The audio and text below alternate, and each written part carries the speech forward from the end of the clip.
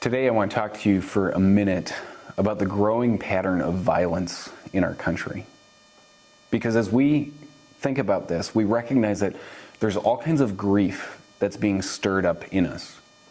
Grief of how people are responding, grief for the families, grief for the young kids who are missing a father, grief for the parents whose daughters are still in critical condition. As we look at the events of yesterday, we're reminded of all of the ways that our peace and security of mind are being robbed from us slowly but surely. And as we think about this, we need to stop and consider, how do we appropriately respond? What does it mean to respond well to tragedy?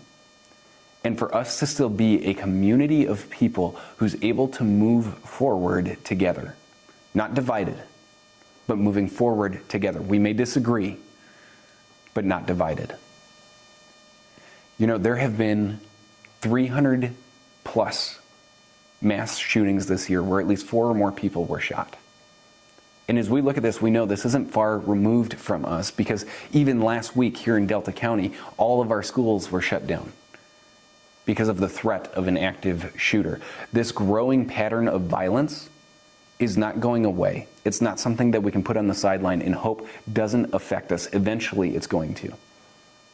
Unless we learn how to train people up correctly, unless we learn to teach right from wrong, unless we can agree that there is value for every single human life, that we are all created in the image of God, and that life is sacred because God knit you together in your mother's womb.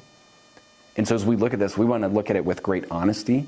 We want to understand that there is this reality of evil, that this is just true. But we also want to make sure that we don't put it to the side. We want to make sure that we grieve and process the pieces that we need to grieve. And at the same time, we need to recognize that there's feelings of anger that get stirred up in the midst of our grief. Anger towards other people, anger towards the shooter perhaps, whatever the case may be.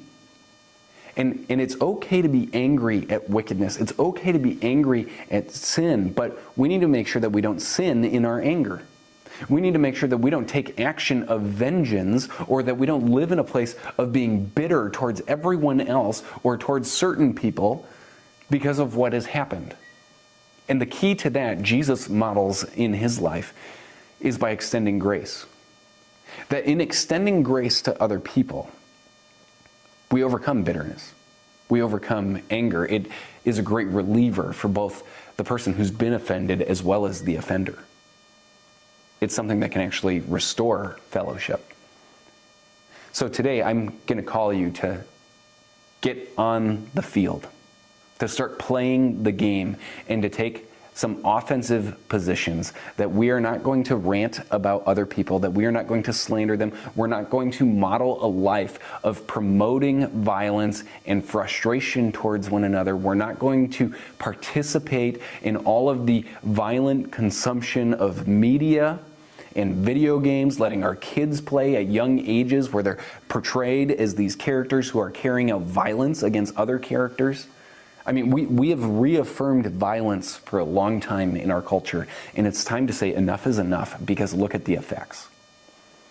And so we're told this in the Bible, it's 1 John 1:7, that we are called to walk in the light as Jesus is in the light. And if we walk in the light in this manner, what we will find is fellowship with one another.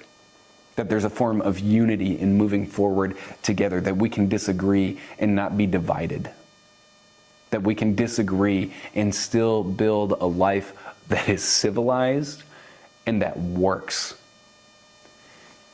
Where we can be side by side with one another, recognizing that as human beings, there is right and there is wrong, and we are going to stand for what is right. We can build a community here that turns the trajectory of the violence that's been growing. And we can hopefully allow for our community to support one another as we grow together and as we live fruitful lives. So I want to encourage you to download the document that's attached to this video, to use it to have meaningful discussion with your kids, who, by the way, are all talking about what happened yesterday, and they're all listening to each other's unformed opinions that have narrow perspectives and are not full in their understanding? How are you going to talk to them when they get home from school? How are you going to lead them into an understanding that murder is always wrong, that taking vengeance is always wrong, that because you disagree with someone doesn't mean that you get to harm them or to take action against them that's going to hurt them in some way, but rather that everyone has a right to be respected, even if we disagree with each other. And so I want to encourage you to take everything before the throne of God in prayer, to be in prayer for these victims, to be in prayer for their families, to be in prayer for our community, that we would remain before the throne of God, growing in our understanding of who He is, so that we don't continue to get swept away, caught up in violence, and incidentally promoting it. Because I think for a long time, we've all been promoting it in one way or another. And we need to start having ongoing, active conversations with each other, with our kids, about what it means to live rightly.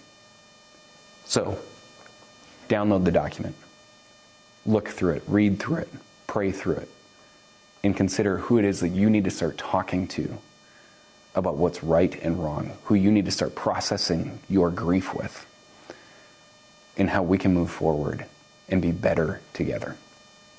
Thanks for watching.